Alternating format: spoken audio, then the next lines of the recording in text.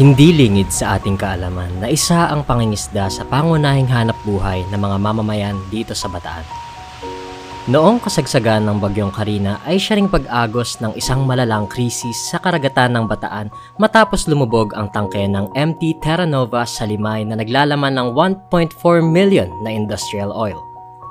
Sinundan pa ito ng paglubog ng dalawa pang tangke sa Mariveles, ang MTKR Jason Bradley at MV Merola 1. Para sa mga komunidad na umaasa lamang sa biyayang hatid ng karagatan, isang malaking kalbaryo ito. Kabilang sa mga apektado ang Barrio Luz sa Limay, Bataan. Bakas pa rin sa bawat isa ang mapanghamong pinsalang iniwan ng oil spill. Ano-ano nga ba ang mga sinuong na alon ng mga mangingisda rito? Nakilala namin si Mang Gerald. Ayon sa kanya, halos isang buwan silang pinahinto sa paglaot, ngunit nakipagsapalaran pa rin sila.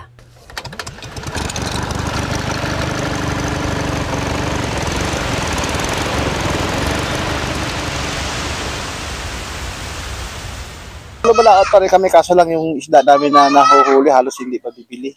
Ang laki ng epekto ng hindi naman apektado yung isda, apektado naman kami sa mga presyo ng isda na halos hindi magbili yung isda. Kaya din, malaking bagay na nawala sa amin. Halos hirap na kami.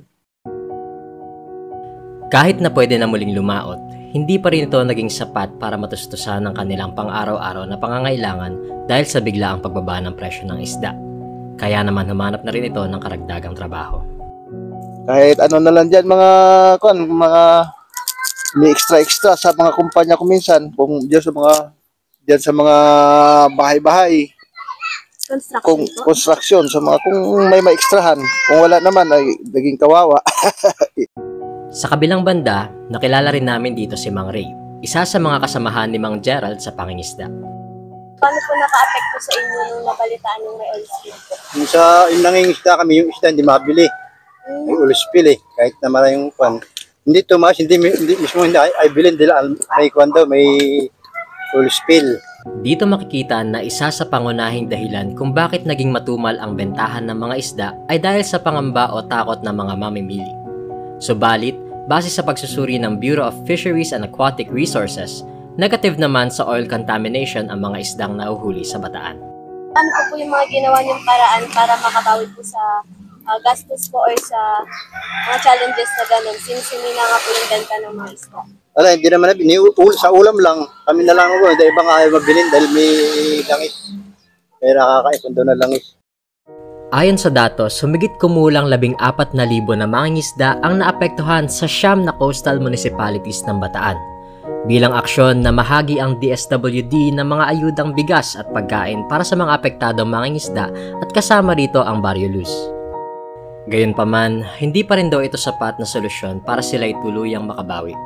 Lalo na't hanggang ngayon, limitado pa rin ang kanilang galaw sa paglaot dahil sa iniwang pinsalan ng oil spill at sinabayan pa ng masamang panahon na madalas nating nararanasan ngayon.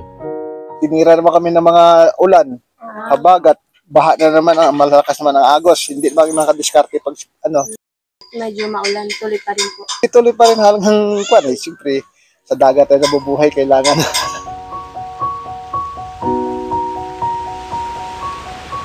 Sabi nila, ang buhay ay hindi isang karera.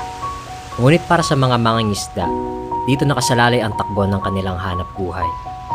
Bagamat tuloy-tuloy ang dinaranas na dagok nila Mang Gerald, Mang Ray at iba pang mga mangingisda, hindi ito naging hadlang dahil tulad ng dalahi, may hangganan din ang bawat alon ng kanilang buhay sa dalampasigan.